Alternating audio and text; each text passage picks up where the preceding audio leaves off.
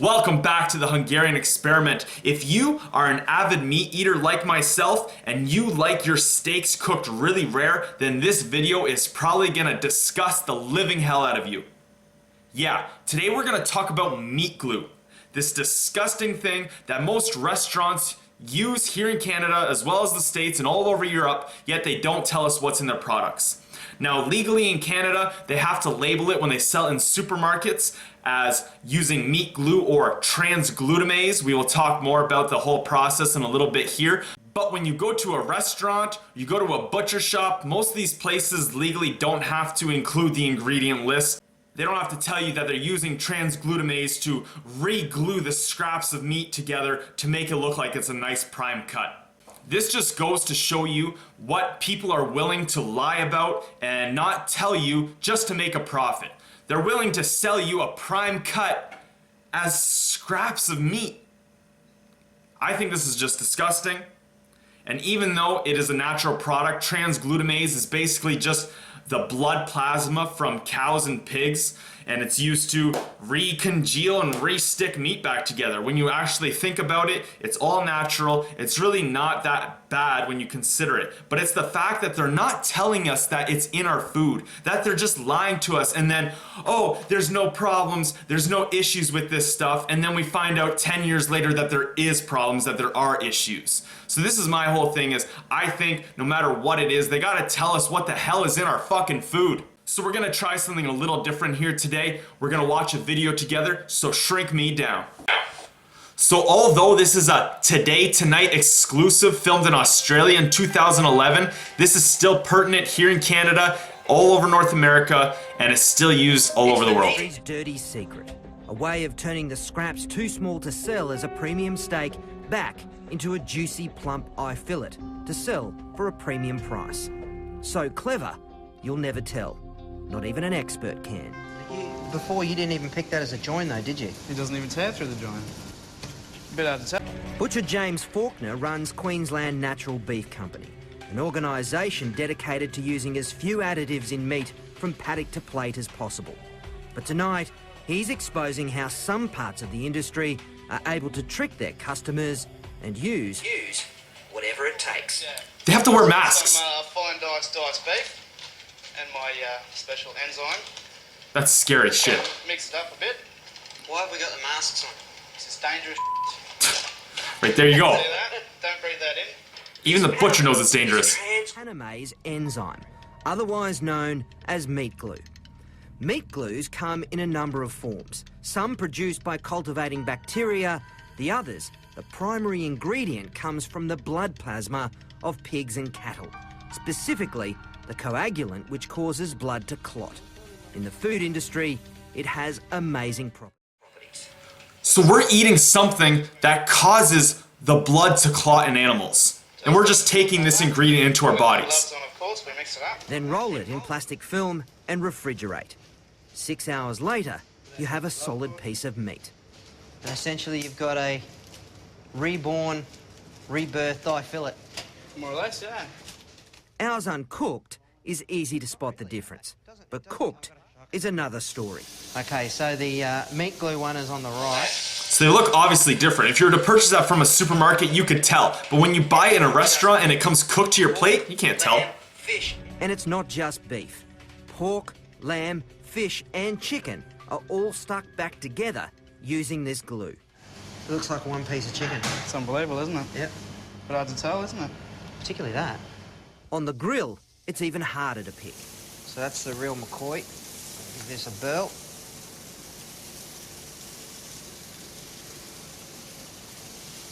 Nice and tender, nicely salted.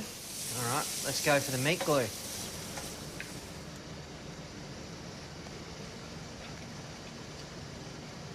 I can't tell the difference. So there's still a couple more minutes of that video there if you guys want to check it out for your own information. But for myself, the biggest thing that I'm concerned about when I go to a restaurant and I want to order a nice piece of rare steak is that with steak and fish and certain kinds of meat, you don't need to cook it all the way through. The only way you can get sick and get food poisoning off a nice big thick cut of steak is that if you don't sear and cook the outside, because that's the only way bacteria and microbes can get onto the meat. There's no way for bacteria bacteria to get inside the middle of the meat. Unlike with ground beef, where it's all ground down and microbes and bacteria can get on everything. Then you have to cook the meat all the way through.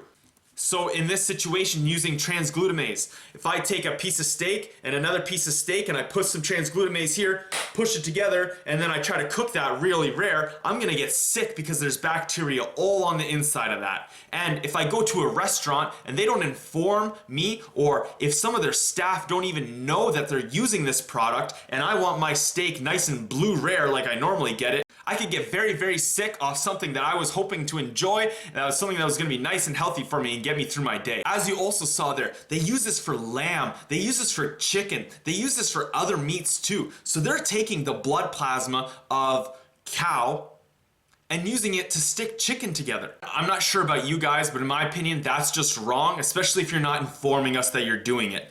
On top of it as well, I know many people who can only eat certain meats because of their religion. If they're limited to not being able to eat beef or pork and they have to eat chicken, yet they don't know that the chicken is being glued together with the plasma of pig and cow, then that could be going against their whole belief and everything that they live for. So it's very important that you guys tell us the truth. If you as a big CEO of a corporation believe it's better to hide information from public knowledge due to the scrutiny that may come, then there probably is an issue with that.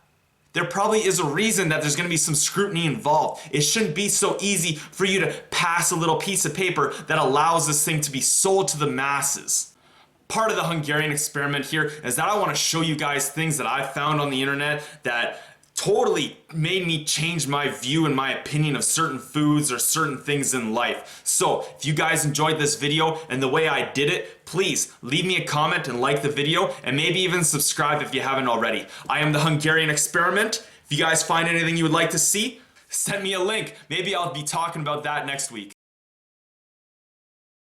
I found this article here as I was editing up the end of the video, and I had to include it in here for us Canadians. So this is CTV News. You can check out the article if you'd like. It's called Meat Glue, an Ingredient to Fear or Cheer. I'm going to zoom in a bit. This was published on June 27, 2012. If you just scroll down to Approved for Use. Indeed, the product has been approved for use in countries around the world, including right here in Canada. Keep scrolling down a little bit more. This mumbo jumbo here just basically says that it has to have a label, but the same does not go for such products sold into the food service industry. However, meaning you could consume it on a cruise or at a restaurant and never even know. Now also another interesting thing here that I didn't mention in the video because I just learned about it right now is, look at this part. Transglutaminase is okayed for use in a variety of products found on supermarket shelves. It is primarily used to improve the texture of processed products such as cheese, cream cheese, yogurt, frozen dairy desserts, prepared fish products, and simulated meat products. So if you're a vegan or a vegetarian and you don't eat meat, but you eat cheese and yogurt, you're still eating blood plasma of cow and pork.